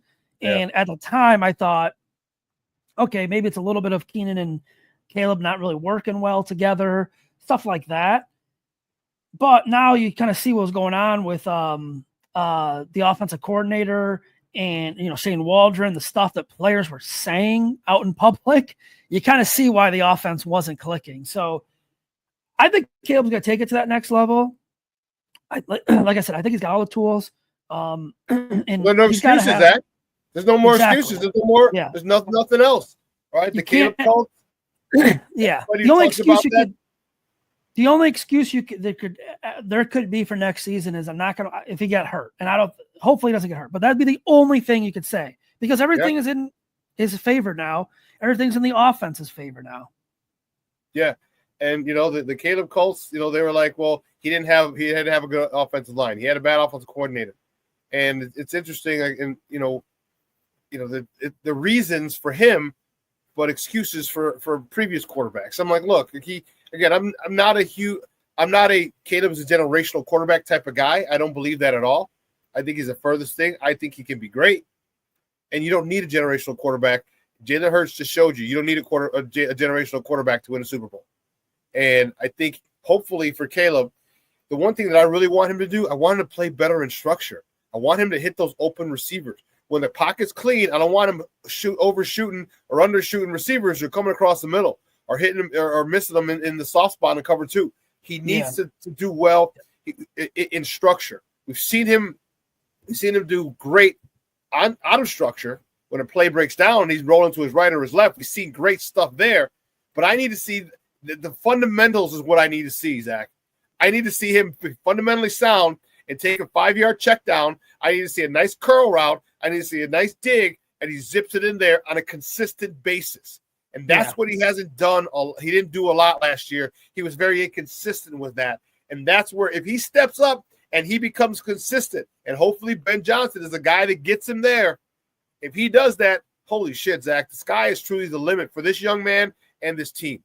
Yeah, and I think those are valid concerns. I would have those concerns with me too. I think, there were times where that clock in his head, he didn't really recognize it and was holding it too long. I think there were times where he had guys, coming across the middle, check downs he didn't take, which is, obviously something you got to improve on. I'm curious how much of that was the coaching dysfunction too. I don't think we can say it was all coaching. I don't think we can say it's all Caleb. I just know, I remember sitting in training camp and watching, okay, I've seen this before the past couple of years, probably going back to 6-7 years with the Bears. The offense just never dominates practices, like training camp practices. And when they do, it's usually the one-on-ones or the 7-on-7, but you should dominate 7-on-7. 7-on-7, the ball should not touch the ground at all. In a weird way, I'd almost rather have an interception than the ball hitting the ground at 7-on-7, because it's designed for the offense to win. 11-on-11, they never really dominated. So I wonder how much of it is coaching with Eberflus, how much he put in with Shane Waldron, the dysfunction of kind of what was going on. Because like I said, we learned when you got Keenan Allen saying stuff, Mercedes Lewis, those guys got 30 years of NFL experience combined. Man, they've seen a lot. And when they were talking about Shane Waldron and people not being held accountable, it kind of raised some red flags for me. And I think, Ryan Poles even said the communication was not there in training camp as it should have been.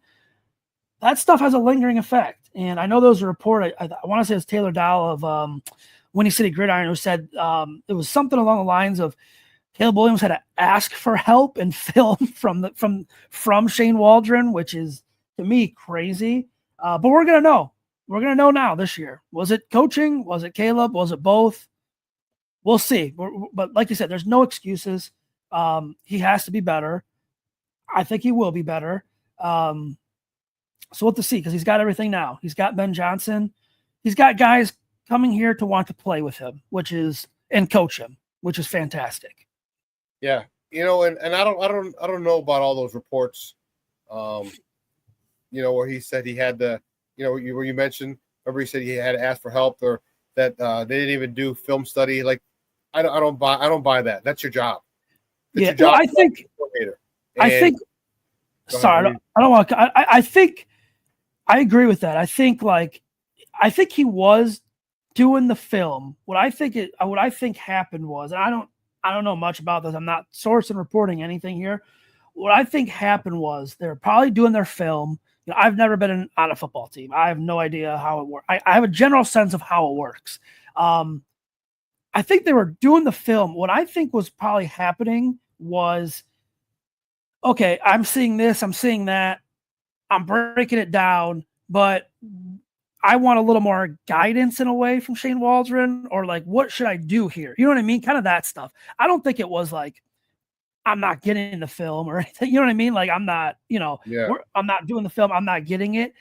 I'd be interested. I don't know if we'll ever get it. I'd be interested to get off the record, talking to Shane or talking to Caleb or someone else around what actually happened.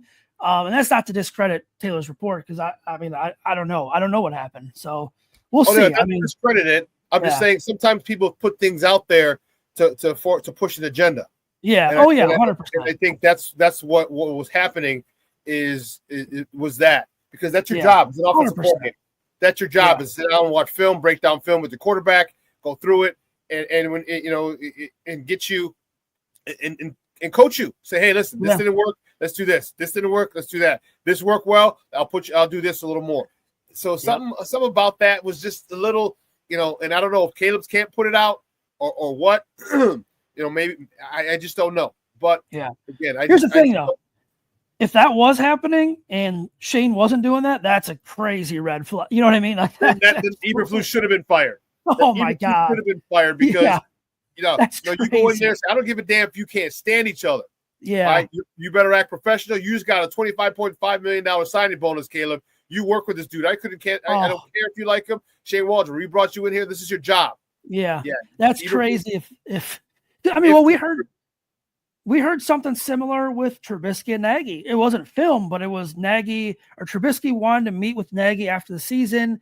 They had like a meeting set up, and like Nagy never showed up or something. Yeah. So this is nothing new to us. Like, nothing surprises me. Nothing would surprise me at all. So yeah, like when I say, like, if that was really happening, oh my God, like that is absolutely crazy. But at the same time, we've seen crazy. Yeah, it's nothing where I'm like, oh my, like, wow, this is earth shattering. Like we've seen it before, but bottom line, like we both said here, there's no excuses. You have to get better. You got all the tools in place. You have to get better. Let me ask you another one then. Do you have a problem with Caleb not running? And I want to preface it by saying I'm not saying run 70 yards like Justin Fields did. I'm not saying that. I'm saying run to one, keep us out of long distances, keep us from being behind the sticks, and two, all right, to live to play another down. All right, it hurts the defense when you got it. Great, it could be a coverage sack, but the quarterback gets out, gets 5 yards, or gets a first down, and that emotionally, psychologically does a number on you. It erodes your confidence when shit like that happens. Do you think he should do more of that? Yeah, I mean, I can live with him forcing throws time to time. It just can't be consistent. So I would prefer, like you're saying, keep the drives alive, running, I think we were also like, and I know you're not comparing it to Justin Fields. I think we were spoiled with Justin Fields in terms of the running aspect, where you could see like if it breaks down, Justin really wasn't throwing it away. He was just going to run. Caleb, you probably want him to throw it away if it's not there, if he can't run. If he's got 2 blitzers coming in his face and he can't get away, throw the ball away or tuck it and just take the sack. Whereas, Justin would try to escape and I'd say more often than not would get away and pick up yards or, get back to the line of scrimmage. So, yeah, I mean, I think Caleb should run a little bit more.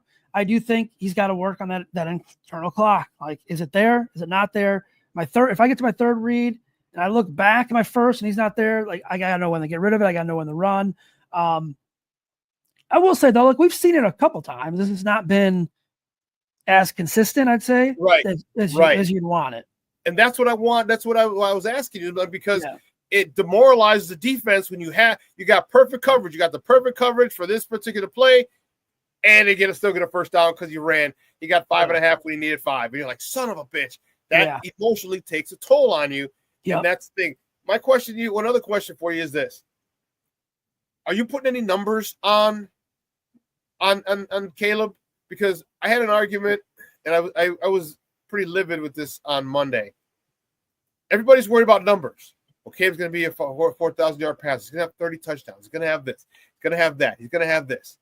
And I said, I couldn't give a rat's ass if Caleb hits 4,000 yards. I said, and I asked a friend of mine. I said, he and I had this discussion. He's a big Caleb guy. I said, let me ask you a question. I said, if Caleb has a year that Jalen Hurts had and they win the Super Bowl, or what if he has a couple of those years and they win a couple Super Bowls, but he never hits 4,000 yards? Are you okay with it? It's not about the numbers. No. It's about winning. And I hope, and Caleb he said that. He said it multiple times. I don't care about the numbers. Would you still want him to hit that 4,000 yard? Is that important to you? The only reason why I'd want him to hit is so those stupid accounts can stop tweeting that graphic of the Bears, the only franchise not to have. It means nothing to me. I look at Jaden Daniels last year. How many games did Jaden Daniels have 100 or have 300 yards passing in his rookie year? I think he had one. I think he had one game. And you know what game that was? Us? Yeah, it was the Bears on the Hail Mary at the end. Oh, Hail Mary, yeah. That's how he got the 300 passing yards. Now, if you were to ask Jaden Daniels, because Caleb Williams had what? I think he had, I'm trying to look it up right now, but I think he had 3 or 4 300 passing yard games, which are fine. They're great. I mean, to me, it's like that's like the icing on the cake. Great. If he can have it, have it.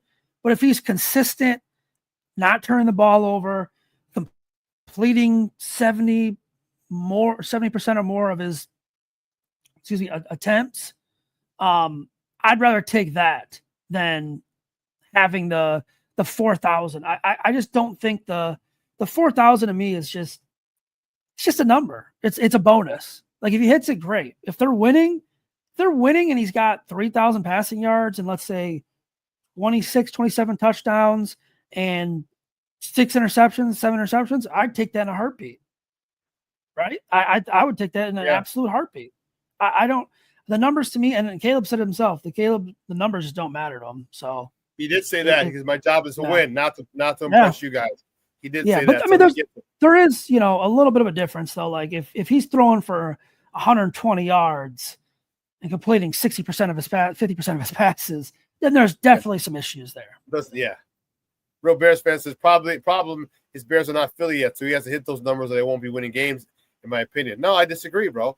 I'm like, because you just showed up that offensive line. And you can look at Philly, they lead down the run game. You look at Detroit, when they led the NFL in they're the number 1 offense in the NFL. What do? It wasn't about the pass, it was about the run. So they upgraded the offensive line. And this offense should be run-centered. Okay? And then let Caleb do what he does when you need him.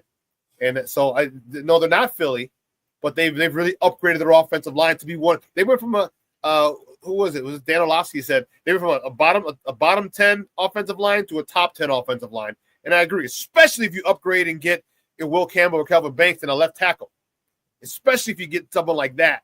And now they're going to. So you know what that means? They do that. They're going to get a running back later in the draft, and they're going to run the hell out of the ball. So no, I don't think you don't need to have him throw. And that's the one thing, Zach, that bugged me. Remember last year when all they talked about was, well, we threw the whole book at him. We threw the whole book at him.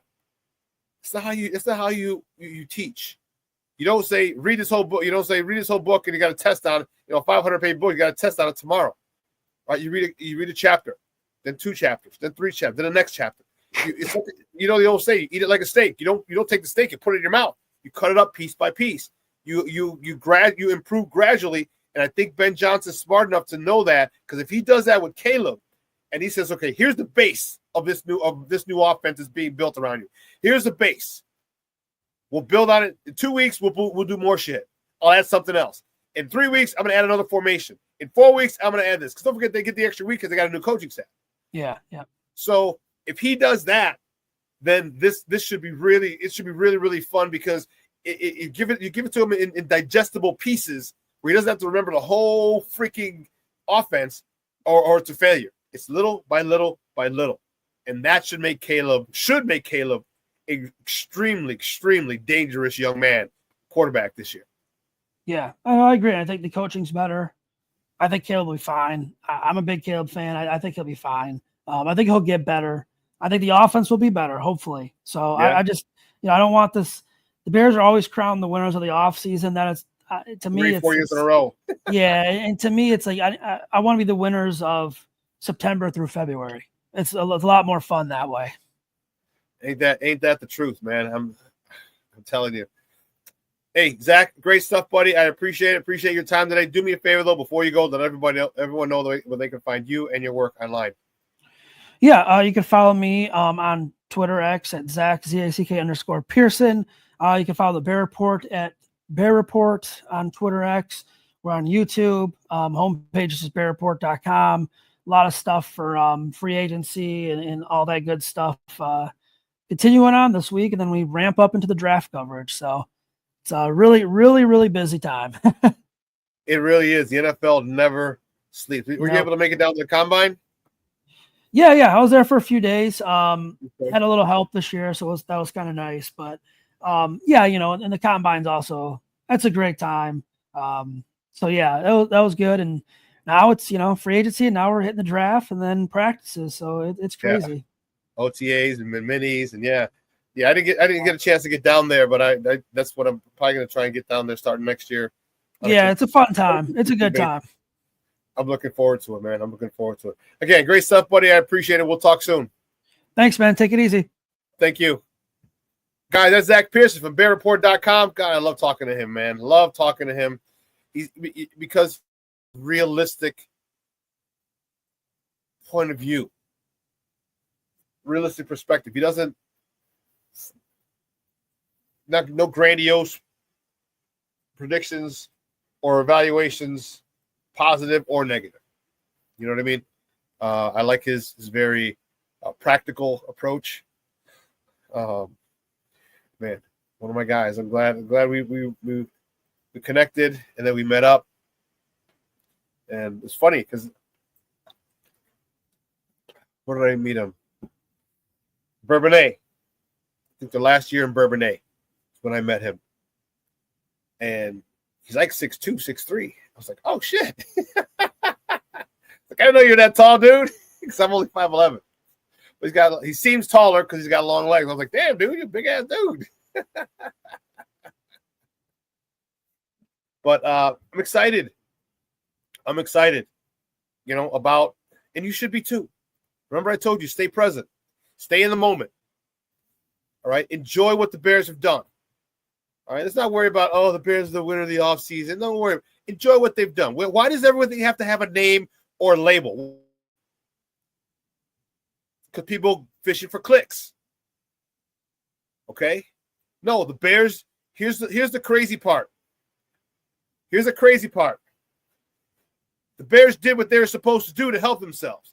They saw their weaknesses with the help of Ben Johnson, who knew their weaknesses from preparing to play against them twice a year for the last 3 or 4 years.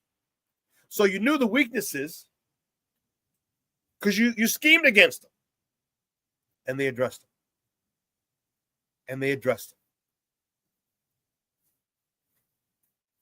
Like a real organization. I believe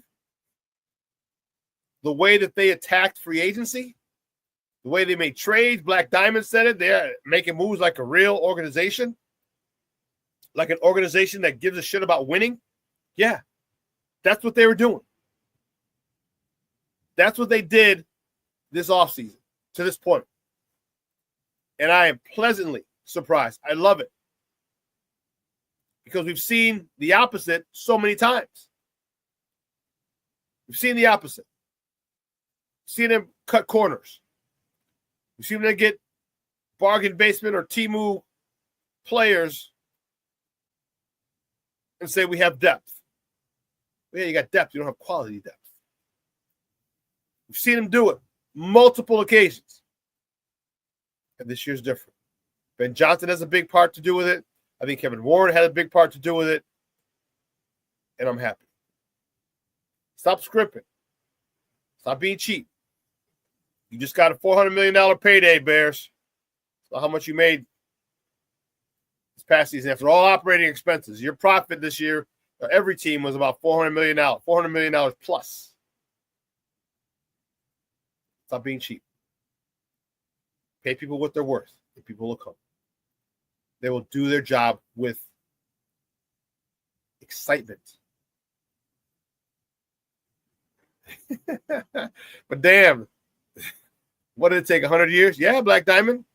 It did. Over 100 years. But they've spent money before. It was just poorly spent. Remember the Brian Cox situation? Musa Muhammad situation. Paid Jay Cutler money. John Tate, left tackle. That was money well spent. That was money very well spent. So it's not like they're not spending. They just spend it in the wrong places. And now you got football people in football positions making football decisions. And that's what and they're sound decisions. Because there's so many times, how many times did we say they need this and they didn't address it? They need that and they didn't address it. They need that. They go get some guy off of Temu or, you know what I mean? No.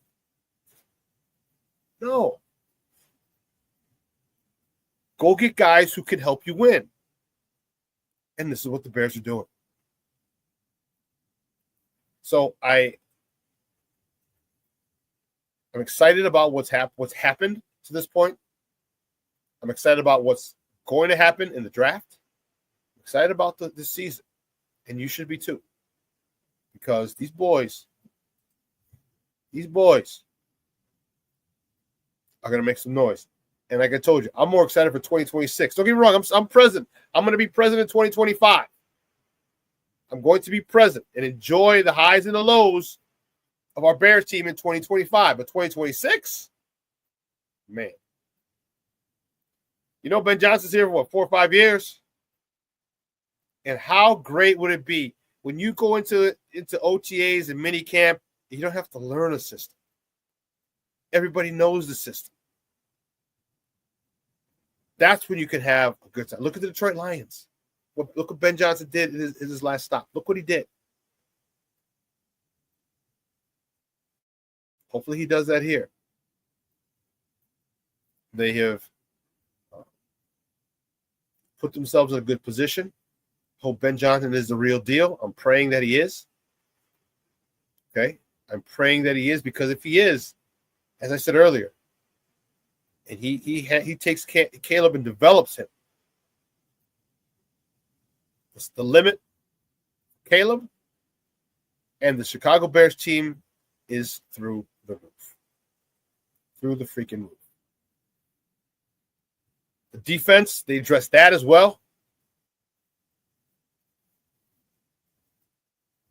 John Madden said it best. The NFL is just better when the Bears are good. And that's the truth.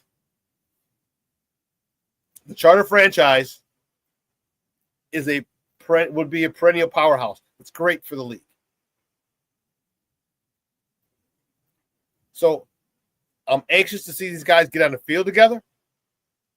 All right, when OTAs start, I'm talking the offensive line. I'm anxious to see those guys. I'm anxious to see Caleb behind that offensive line. And I'm anxious to see Grady Jarrett trying to get to Caleb at practice. I want to see it. All right, we got a stud 3-tech. We got 2 highly paid guards. You talk about iron sharpening iron. You got a guy who's done it for a decade in Grady Jarrett. Now we got some youngsters. You're gonna have to stop Grady Jarrett because there's a whole bunch of other people in the NFL who can attack who can attack on defense like Grady Jarrett. So if you practice against him and you're able to hold him, that's a good sign. That's a great sign. So they're gonna have some battles in practice. All right, Tooney, KG Vet, Josh Jackson, Jonah Jackson. They're gonna have their work. They're gonna have the work cut out for them in practice every day. And to me, that's what excites me. Iron sharpening iron. Because if you don't think Grady Jarrett is going to make those guys better, you're nuts. You are nuts. Having to go up against this guy every single day. And that's where they get better. That's where they start to dominate. That's where they start to feel themselves and they get to gel.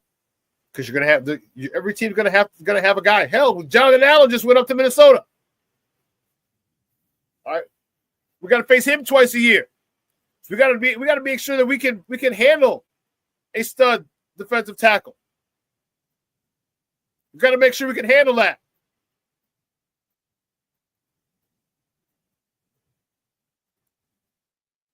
And with this in practice, Grady Jarrett in practice every day, there's no better way to prepare for the season than having that joker on the other side of you and you're a guard and center. Both guard and center, because it's going to be, you don't know when the strength's going to be. It could be over the left guard, it could be over the right guard. So, I'm fired up about it. Hope you guys are too. Let's stay in the moment. Let's see. When are they going to, I don't remember. I heard them say, I missed it on the radio. They talked about they're going to have those guys at Hallis Hall, and I didn't catch the day, if it's today or tomorrow. And they're going to have those guys at Hallis Hall to sign a contract. I would assume it's today, since you can actually put pen to paper and sign those contracts as being the first day of the calendar year for the league year. So I would assume it's today, maybe tomorrow. But either way, it's going to be. Well, listen, guys, 2 hours has come and gone. I want to thank my guest, Adam Chalifoux, coming on talking Bulls basketball with us. And I want to thank Zack Pearson for coming on talking Bears football with us. And great stuff. So it's going to be beautiful here in Chicago. It's going